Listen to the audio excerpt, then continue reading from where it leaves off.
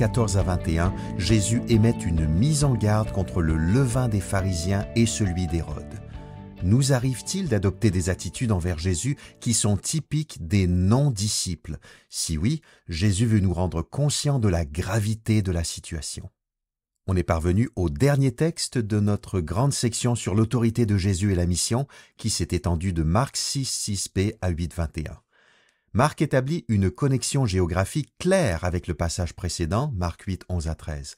Après que Jésus a refusé d'opérer un signe du ciel pour les pharisiens qui le lui demandaient, dans la région de Dalmanutha, c'est-à-dire probablement tout près du lac de Galilée à son extrémité ouest, Jésus et les disciples ont quitté les pharisiens et sont remontés dans le bateau en direction de l'autre rive.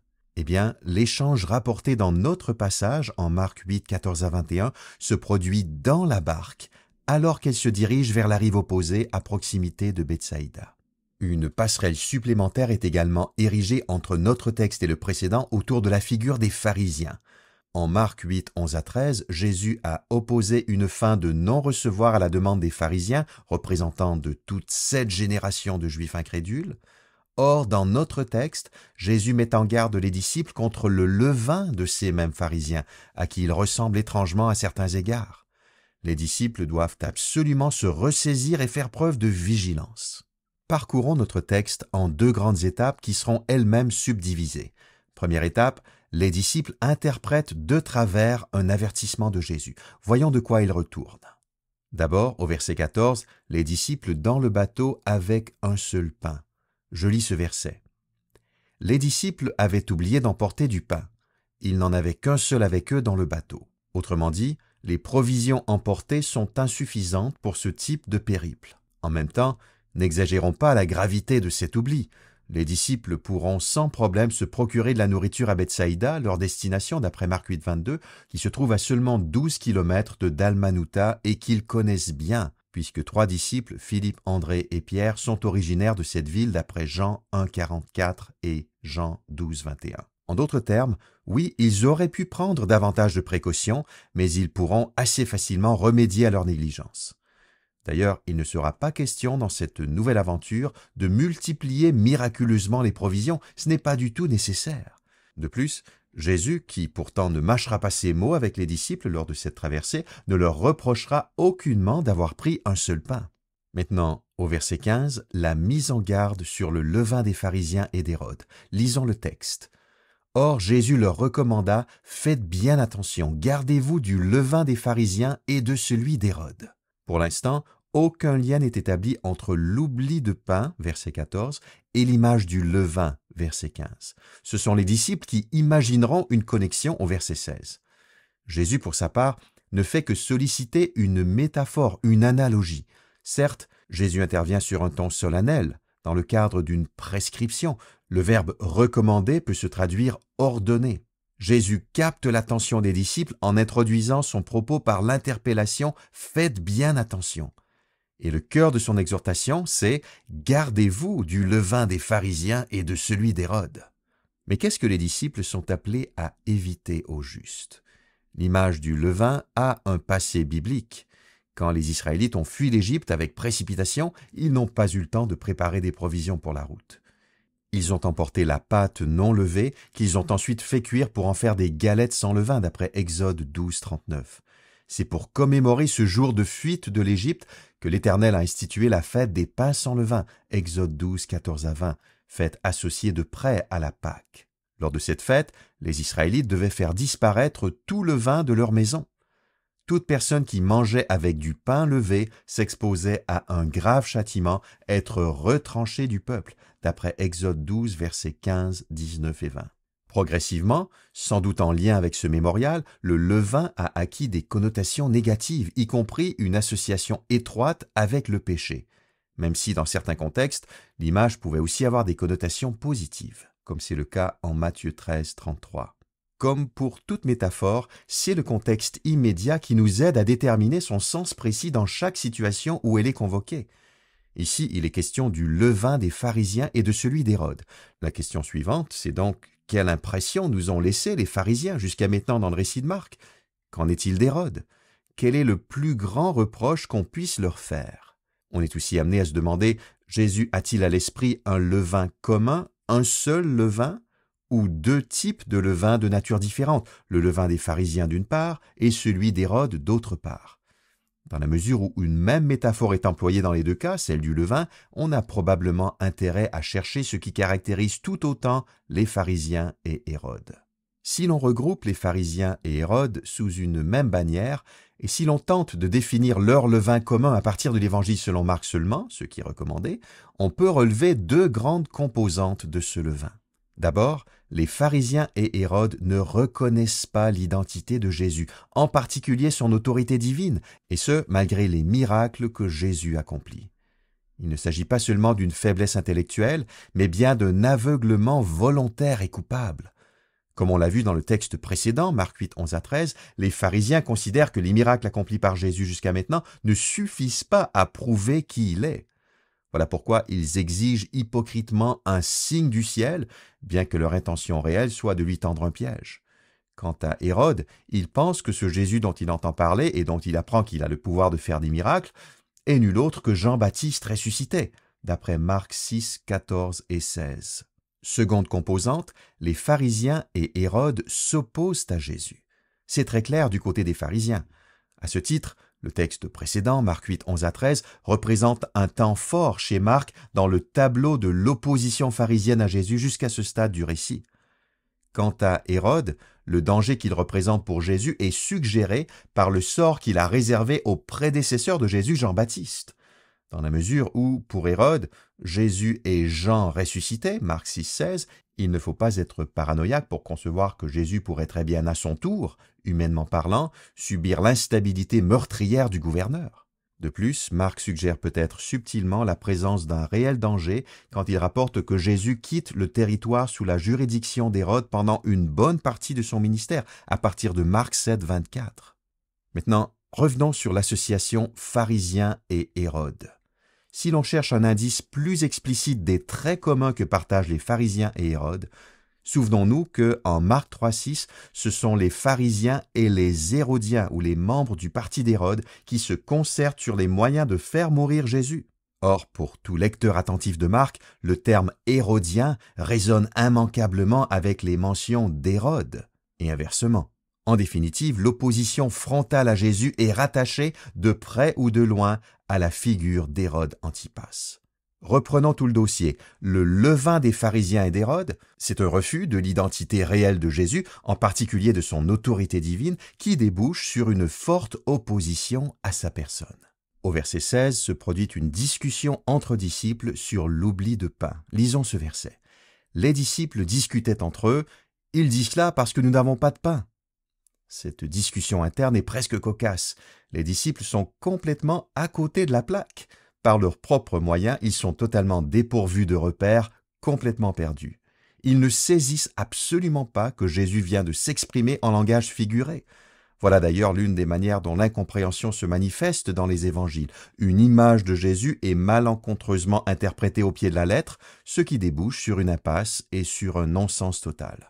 Au verset 14, Marc a mis la table pour cette déduction insensée des disciples quand il a indiqué que les élèves de Jésus avaient oublié d'emporter du pain, ce qui, pour Jésus et pour Marc, est un fait indépendant de la métaphore du levain convoquée par Jésus. Nous constatons surtout que les disciples n'entendent pas ce que Jésus tente de leur inculquer. Ils occultent complètement la référence aux pharisiens et à Hérode, tout en se focalisant sur l'image du levain, qu'ils associent à tort au pain qu'ils n'ont pas pris le soin d'emporter. Deuxième étape de notre parcours du texte, Jésus reproche aux disciples leur incompréhension en posant 8 questions. Début du verset 17, Jésus, sachant ce qui se passait, leur dit « Au verset 16, les disciples discutaient entre eux. Pourtant, Jésus n'a rien raté de leur inquiétude collective et insensée. Soit il les a entendus, soit il a lu dans leurs pensées. En premier lieu, nous avons 5 questions rhétoriques, c'est-à-dire des questions qui n'attendent pas de réponse audible, mais qui ont pour but d'étayer l'argumentaire de Jésus et de faire réfléchir les disciples. Première question rhétorique. Vous discutez parce que vous n'avez pas de pain. Pourquoi? Jésus part du problème apparent. Vous discutez parce que vous n'avez pas de pain. Puis il remonte jusqu'à l'intention du cœur, ou à la racine se situant dans le cœur, comme il se doit pour une introspection réussie. Sa question « pourquoi » est un premier pas idéal vers une prise de conscience éventuelle par les disciples de ce qui cloche vraiment chez eux. Malheureusement, cette lucidité n'émergera pas dans notre épisode. Je paraphrase.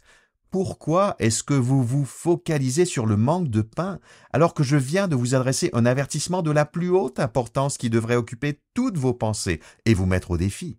Deuxième question rhétorique. Ne comprenez-vous pas encore et ne saisissez-vous pas? Comprendre et saisir, deux verbes clés chez Marc qui évoquent la compréhension spirituelle. Troisième question rhétorique, toujours au verset 17. Votre intelligence est-elle aveuglée? Traduit plus littéralement, avez-vous le cœur endurci? Jésus cherche à atteindre les profondeurs de l'âme des disciples. Quatrième question rhétorique, au verset 18. Avez-vous des yeux pour ne pas voir, des oreilles pour ne pas entendre? Ces paroles semblent provenir de Jérémie 5,21, dont elles sont très proches. En même temps, et surtout, elles rappellent immanquablement la citation d'Ésaïe 6, 9 et 10 en Marc 4, 12. Jésus, qui venait d'affirmer que à ceux du dehors tout est présenté au moyen de paraboles, avait indiqué le but de ce mode de communication singulier, afin que, lorsqu'ils voient de leurs propres yeux, ils ne saisissent pas, quand ils entendent de leurs propres oreilles, ils ne comprennent pas. Marc 4, 12. Ainsi, en posant cette quatrième question rhétorique, Jésus est en train de dire « Êtes-vous comme les gens du dehors? Réagissez-vous comme les non-disciples? Vous qui pourtant êtes mes disciples, vous à qui le secret du règne de Dieu a été confié. » Marc 4, 11. Cinquième question rhétorique. Ne vous souvenez-vous pas? Jésus tente ici d'éveiller les souvenirs des disciples. Après tout, c'est ce qu'ils ont vu Jésus accomplir en passant du temps avec lui, qui est censé leur faire entendre raison et qui devrait en principe déboucher sur une compréhension croissante de son identité. Après ces 5 questions rhétoriques, Jésus pose 2 questions sur les multiplications qui cette fois appellent une réponse de la part des disciples. Première paire, question-réponse au verset 19. Quand j'ai partagé les 5 pains entre 5000 hommes, combien de paniers pleins de morceaux avez-vous emporté? 12, répondirent-ils. Cette interaction résume Marc 6, 35 à 44. Seconde paire, question-réponse au verset 20. Et quand j'ai partagé les 7 pains entre les 4000 hommes, combien de corbeilles pleines de morceaux avez-vous emporté? 7, dirent-ils. Ici, c'est l'épisode de Marc 8, 1 à 9 qui est évoqué. Au verset 19 et 20 que nous venons de lire, Jésus se contente de rappeler les faits bien connus des disciples en vue de rafraîchir leur mémoire, mais aussi pour atteindre un objectif précis, révélé au verset 21. Et c'est sur cette dernière question rhétorique de Jésus, au verset 21, que s'achève notre passage. Cette question résume la situation et indique pourquoi Jésus vient de rappeler les statistiques associées aux 2 multiplications. Lisons ce verset final. Alors il ajouta, « Vous ne comprenez toujours pas ?» Si Jésus vient de raviver les souvenirs des disciples, c'est pour les amener à comprendre. Ce même verbe se rencontrait également au verset 17. Cette double mise en avant de l'incompréhension des disciples au début et à la fin de l'intervention de Jésus constitue donc le point focal de sa tirade de questions. En définitive, Jésus tente d'enfoncer un et un seul clou. À ce stade de leur formation avec Jésus, il est inadmissible que les disciples ne comprennent pas. Jésus les tient responsables de leur manque de perception spirituelle. Voilà pourquoi il leur adresse des reproches et les avertit sévèrement. Mais qu'est-ce que les disciples ne comprennent pas au juste? Un premier degré très basique, ils ne comprennent pas que l'absence de pain dans le bateau n'est pas un souci, car celui qui sait multiplier les pains est à leur côté. Dit autrement, tant qu'ils sont en présence de Jésus, ils n'ont pas à se faire de bile concernant un éventuel manque de victuailles. Mais ce n'est pas tout si on garde l'ensemble du contexte à l'esprit. Ce que les disciples ne comprennent pas, c'est aussi l'usage qu'a fait Jésus de l'image du levain. Et à un degré plus profond, ce qui est voilé à leur intelligence, c'est la réponse à la question « Qui est Jésus ?» À leur insu, le levain les a atteints et contaminés. Comme les pharisiens et Hérode, ils ne comprennent pas qui est Jésus, en particulier son autorité divine et son identité divine. Dans leur cas, ce levain est certes moins actif du fait qu'il ne comporte aucune trace d'opposition à Jésus, mais leur endurcissement les propulse sur une pente glissante très risquée. Que retenir de Marc 8, 14 à 21? Le pain comme thème unifiant. Nous l'avons vu, dans notre passage, un riche réseau est mis en place, mêlant le littéral et le figuré. C'est tantôt le pain qu'on a oublié d'emporter, tantôt le levain des pharisiens et d'Hérode, et finalement l'évocation du souvenir des 2 multiplications des pains narrées précédemment. Plus largement, le motif du pain et de la nourriture connecte plusieurs textes de Marc, comme je l'ai développé en lien avec Marc 7, 24 à 30. Je rappelle simplement ma conclusion sur ce point. Autour du pain, Marc explique à ses lecteurs qui est Jésus et pour qui est Jésus et la bénédiction du règne de Dieu qu'il apporte. Dans notre passage, Marc 8, 14 à 21, l'accent porte clairement sur la question identitaire. Qui est Jésus? Ne pas savoir bien répondre, c'est consommer le levain des pharisiens et d'Hérode. Comprendre réellement qui est Jésus, une aptitude qui continue de faire défaut aux disciples à ce stade, ce serait saisir qui est cet homme qui a partagé 5 pains entre 5000 hommes et 7 pains entre 4000 hommes. Le levain à éviter, nier l'identité de Jésus et s'opposer à lui. Voilà le double danger contre lequel Jésus met ses disciples en garde, comme nous l'avons vu en reconstituant le portrait des pharisiens et celui d'Hérode chez Marc. À l'évidence, nous sommes devant un manque de perception spirituelle et un cœur endurci. Les 2 fautes précises qu'évoque le levain, nier l'identité de Jésus et s'opposer à lui, ces 2 fautes sont des expressions concrètes d'un manque de compréhension spirituelle qui s'explique pour Marc par un cœur endurci. Ce sont des expressions certes plus extrêmes qui ne devraient pas être caractéristiques des disciples, pourtant le cœur de ces derniers pourrait devenir un terreau fertile pour ce levain, car il est endurci dans une certaine mesure. Tout cela est extrêmement sérieux, d'autant plus que les disciples ont fait preuve à maintes reprises, précédemment dans l'Évangile, d'une incompréhension coupable. En fait, on se trouve devant la critique la plus sévère à l'endroit des disciples jusqu'à maintenant chez Marc. Jésus semble renvoyer à ces diverses occasions ratées quand il appuie sur l'expression « pas encore ». Ne comprenez-vous pas encore et ne saisissez-vous pas, Marc 8, 17. Vous ne comprenez toujours pas, Marc 8, 21, ou vous ne comprenez pas encore. Paraphrasons. Votre condition est toujours la même. Vous n'avez pas du tout progressé, malgré tout ce que je vous ai dit et montré. Toujours aussi incrédule? Toujours endurci? Poussons l'analyse plus loin. Parmi les manifestations antérieures d'incrédulité dans le récit, certaines entretiennent des liens particulièrement forts avec notre passage. En Marc 6, 52, après la marche de Jésus sur les eaux, Marc, en tant que narrateur, avait commenté ainsi « Leur intelligence était aveuglée », ou pour rester plus proche de l'original, parce que leur cœur était endurci. Ce sont les mêmes termes qu'en Marc 8, 17. De plus, en Marc 6, 52, ce commentaire du narrateur était précédé de la précision car il n'avait pas compris ce qui s'était passé au sujet des pains, qui renvoie à la multiplication des pains en Marc 6. On voit à quel point Marc tient à souligner que le cœur endurci des disciples est particulièrement évident dans leur incompréhension de ce que Jésus a tenté de leur révéler à son sujet lors de la multiplication des pains et des poissons. Au chapitre 8, rien n'a changé. Les disciples font toujours penser au Pharaon et à son cœur endurci, ainsi qu'aux gens du dehors, Marc 4, 12, comme certains pharisiens, Marc 3, 5, dépeints négativement dans la trame de Marc. Autre lien important, dans notre passage, les disciples ont des oreilles pour ne pas entendre, d'après Marc 8, 18. Cela renvoie à la guérison du sourd ayant du mal à parler, en Marc 7, 31 à 37, dont la guérison physique illustre puissamment ce dont les disciples ont désespérément besoin sur le plan spirituel. De façon semblable, les élèves de Jésus ont des yeux pour ne pas voir, Marc 8, 18. Eh bien, dans la suite de la narration, Jésus guérira 2 aveugles au sens littéral, en Marc 8, 22 à 26 et en Marc 10, 46 à 52. Ainsi, notre passage est entouré de textes qui narrent des retours miraculeux à l'usage normal des organes de perception, ce qui suggère puissamment que les disciples souffrent d'un manque de perception spirituelle. Enfin, insistons. Du point de vue de Jésus, les disciples n'ont vraiment aucune excuse. Ils ont bénéficié de toutes les manifestations du règne opérées par Jésus.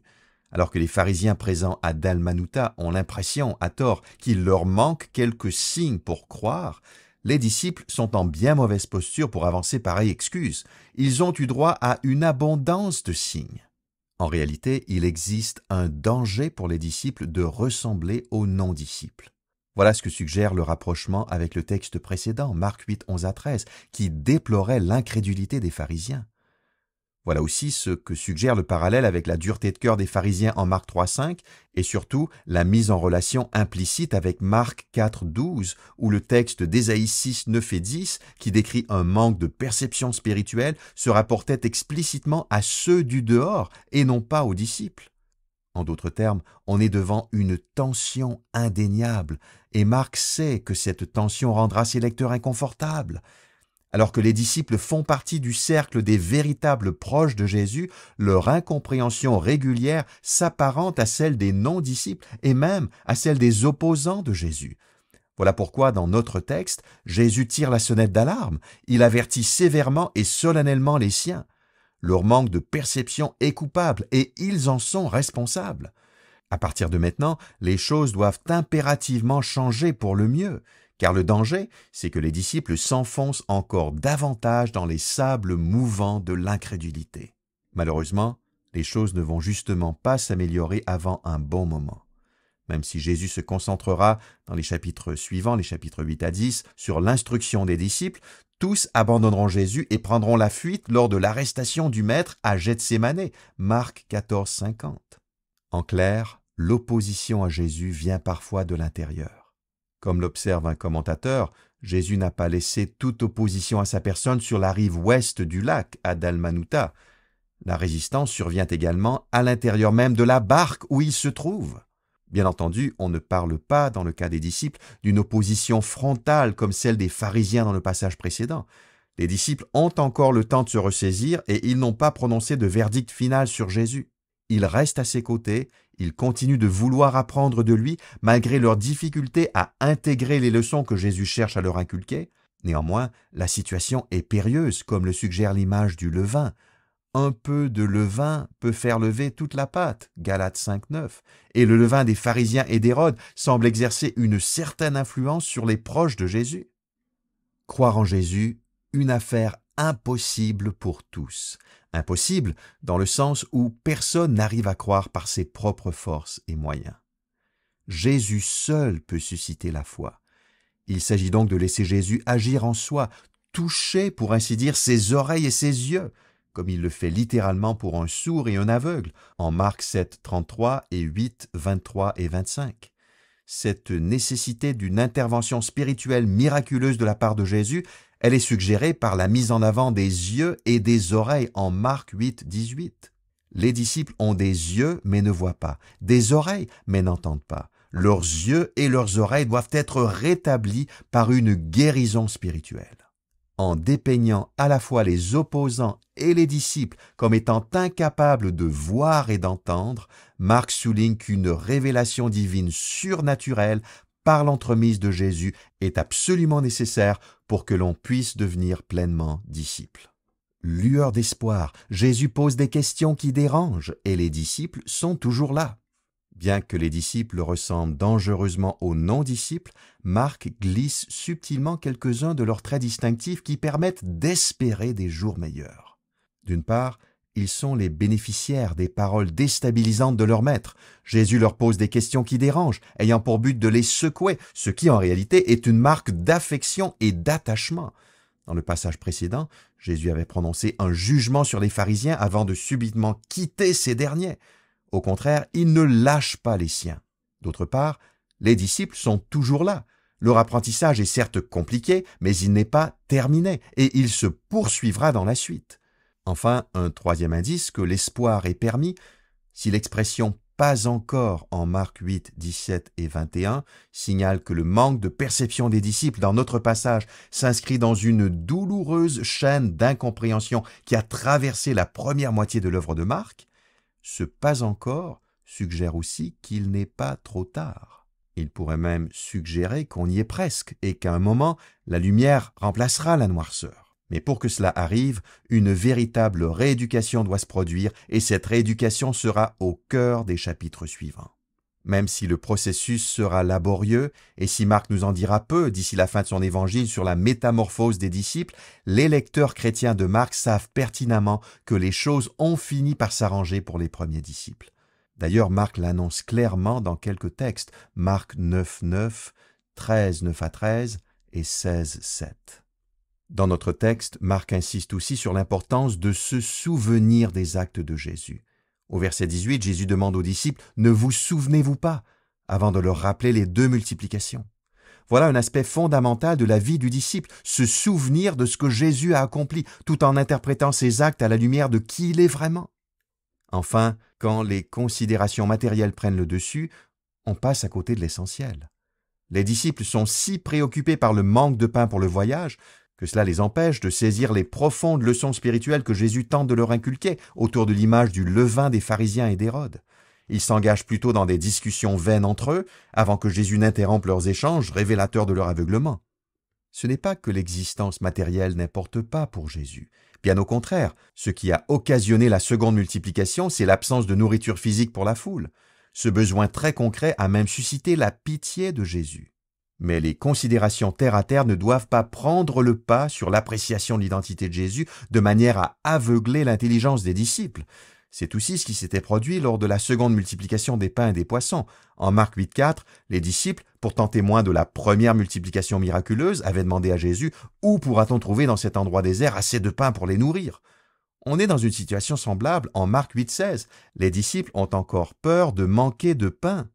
Or, cette préoccupation indue pour la faible quantité de nourriture disponible à vue humaine, elle agit comme un voile qui empêche la prise de conscience de l'identité véritable de Jésus. Ce voile bloque également toute possibilité d'exercer la confiance en lui. Quel est le message central de Marc 8, 14 à 21 ? Quand notre vision de Jésus ressemble à celle des non-chrétiens, laissons les questions de Jésus nous ramener à la réalité. Ces questions pénétrantes sont nos amies, elles visent à éveiller nos souvenirs et notre foi, à nous ramener à l'essentiel, aux réalités concernant Jésus et le règne de Dieu qu'il établit. Posons-nous en terminant quelques questions pour faciliter notre appropriation de ce texte. Prenons-nous nos privilèges pour acquis? Les disciples jouissaient de la proximité physique de Jésus, mais cela ne suffit pas, bien que Jésus ait effectivement appelé les 12 à être constamment avec lui, d'après Marc 3, 14. D'ailleurs, la proximité dont avaient bénéficié la mère et les frères de Jésus n'a pas empêché ces derniers de penser que Jésus était devenu fou, Marc 3, 21. En clair, le privilège de la familiarité et de la proximité ne garantit pas celui de la compréhension et de l'adhésion. Est-ce que nous nous contentons d'une proximité de façade, par notre participation aux activités de l'Église ou par notre appartenance à une famille chrétienne? Est-ce que nous nous rassurons en nous disant que cela doit bien nous conférer une place parmi les vrais disciples de Jésus? Ou est-ce que nous profitons plutôt de nos privilèges, comme celui de l'accès aux paroles de Jésus grâce aux témoignages contenus dans les évangiles, ou celui d'une relation avec des disciples modernes de Jésus, pour consacrer du temps et de l'énergie à l'appréciation intentionnelle de Jésus pour qui il est vraiment? Et si Jésus nous posait les mêmes questions? Laissons-le nous interpeller, en particulier par les questions plus universelles qui figurent dans notre passage. Ne comprenez-vous pas encore et ne saisissez-vous pas, verset 17. Votre intelligence est-elle aveuglée, verset 17, plus littéralement, avez-vous le cœur endurci, verset 18, avez-vous des yeux pour ne pas voir, des oreilles pour ne pas entendre? Puis, ne vous souvenez-vous pas des 2 multiplications opérées par Jésus, versets 18 à 20. Vous ne comprenez toujours pas? Verset 21. Laissons ces questions profondes produire leur effet en nous et nous rapprocher de Jésus. Tolérons-nous des attitudes typiques des non-disciples? En particulier dans notre rapport à la révélation à propos de Jésus, que l'on peut transposer concrètement à notre situation en évoquant notre rapport à la parole de Dieu. La Bible est centrée sur Jésus, elle nous révèle qui il est et ce qu'il a accompli. Or, il y a plusieurs manières de l'appréhender comme le font les non-disciples.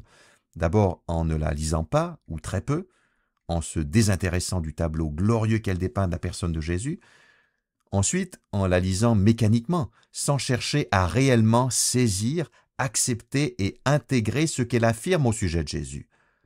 Dans notre texte, Jésus nous incite à rejeter toute attitude de légèreté et de négligence face aux réalités transformatrices qui concernent sa personne. Laissons-nous le levain de l'incrédulité et de la résistance prendre de l'expansion? Je rappelle que le levain des pharisiens et d'Hérode, c'est d'abord de ne pas reconnaître l'autorité et l'identité divine de Jésus malgré les démonstrations qu'il en a fournies. C'est ensuite de s'opposer à Jésus, ce qui est une conséquence de la première facette. Ce levain, on peut le laisser s'installer insidieusement en nous ou autour de nous. En nous, en cultivant un portrait défiguré ou diminué de Jésus, peut-être à notre insu. Nous ne comptons pas sur la puissance divine de Jésus au quotidien. Nous ne lui demandons pas d'intervenir dans les situations impossibles dans lesquelles nous nous trouvons. Nous ne pensons pas qu'il a la puissance ou le désir de changer les choses. Nous ne vivons pas comme si Jésus était pleinement Dieu, et il l'est. Certes, nous ne nous opposons pas à Jésus frontalement, nous ne combattons pas son message, mais notre apathie n'est-elle pas une forme de résistance aux appels de Jésus? Ignorer les injonctions de Jésus au quotidien, c'est aussi s'opposer à lui. Maintenant, laissons-nous le levain se répandre autour de nous, en cachant à nos amis non-croyants ce que nous croyons réellement à propos de Jésus, en étant un contre-témoignage par notre conduite, en contredisant les affirmations de Jésus par notre manière de vivre, inconséquente pour un disciple, en n'étant pas prêt à défendre la foi chrétienne quand des objections sont énoncées. Comment nous assurons-nous que notre cœur ne s'endurcit pas? Certes, un cœur endurci devant la révélation de l'identité de Jésus, cela est caractéristique des non-disciples. Mais ce type d'endurcissement ne leur est pas exclusivement réservé.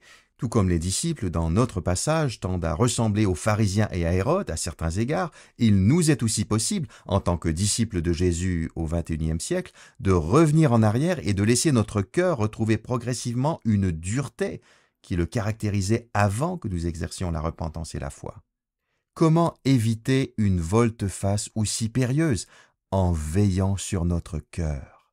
Supplions Jésus de toucher nos yeux et nos oreilles. Il aurait été si facile pour les disciples de demander humblement à Jésus de prendre le contrôle de leur entendement, comme il a guéri les sourds et les aveugles, et il nous est si facile de le faire par la prière. Demandons-le à Jésus et au Père, à l'instar de Paul implorant Dieu d'illuminer par son esprit les yeux du cœur des chrétiens d'Asie mineure, en Éphésiens 1,18. Repassons-nous les actes de Jésus dans notre esprit? Les récits de la multiplication des pains et des poissons peuvent perdre de leur fraîcheur après des années de vie chrétienne et de lecture de la Bible. Mais ce sont de précieux textes que nous sommes appelés à relire, à revivre, à méditer, à savourer et à laisser produire leur effet en nous. Si leur relecture ne nous pousse pas à l'adoration de Jésus, nous sommes passés à côté d'une part non négociable de leur message. Mesurons-nous honnêtement notre faiblesse, sans pour autant la laisser nous décourager?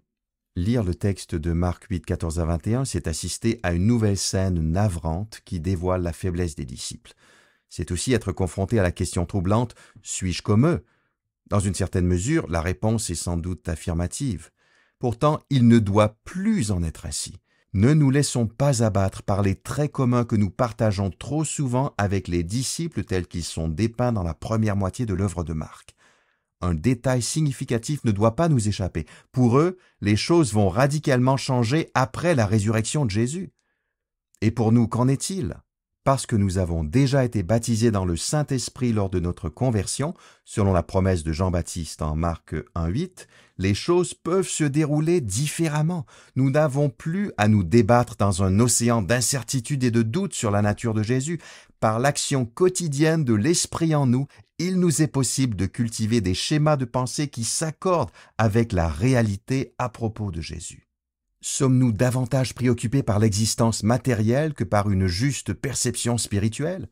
Nos insécurités sont-elles le résultat d'une perspective limitée à ce bas monde? Ce que nous espérons pour nos enfants ou pour des êtres chers est révélateur de nos valeurs. Une place respectée dans la société, des études réussies, le succès professionnel et financier. Ces choses peuvent être des bénédictions et être utilisées à bon escient pour le royaume, mais elles ne sont pas une fin en elles-mêmes. Languissons-nous, par-dessus tout, après les manifestations d'un attachement éclairé de nos proches à la personne de Jésus? Préférons-nous les voir comprendre qui est Jésus ou réussir à l'école? Bien entendu, l'un n'empêche pas l'autre, mais quel ordre de priorité entretenons-nous publiquement ou secrètement? Enfin, avons-nous la patience de Jésus envers nos frères et sœurs? Plusieurs des applications précédentes se sont concentrées sur notre état. Qu'en est-il de notre réaction face à l'état des autres disciples de Jésus qui luttent, qui chancellent ou même qui chutent dans notre entourage? La patience et la persévérance de Jésus à l'égard des premiers disciples nous invite à exercer à notre tour la bienveillance envers celles et ceux dont les yeux et les oreilles sont mal en point. Prions que le toucher guérissant de Jésus change la donne. Quand nous voyons des chrétiens hésiter, vaciller, reculer même, disons-nous qu'un jour, c'est peut-être nous qui aurons besoin des paroles réconfortantes et de la main tendue d'une sœur ou d'un frère pour nous relever. Père Céleste, garde-nous du levain décrié par Jésus. Que notre compréhension de son identité soit juste, que tout ce qui s'oppose à lui dans notre vie disparaisse par ta grâce, que notre cœur ne s'endurcisse pas, mais que nos progrès dans l'admiration de Jésus soient évidents. Que notre confiance en lui dissipe toute inquiétude liée à notre existence terrestre. Par ton esprit, ravive nos souvenirs et rappelle-nous ce dont il est capable. En Jésus, Amen.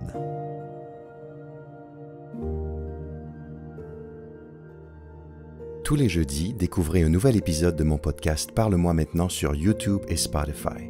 Pour ne rien manquer, abonnez-vous sur ces plateformes ou inscrivez-vous à ma newsletter hebdomadaire en visitant mon blog sur toutpoursagloire.com. Commandez dès maintenant mon nouveau commentaire pratique Parle-moi maintenant par Marc sur marc.parle-moi.com. Merci pour votre écoute.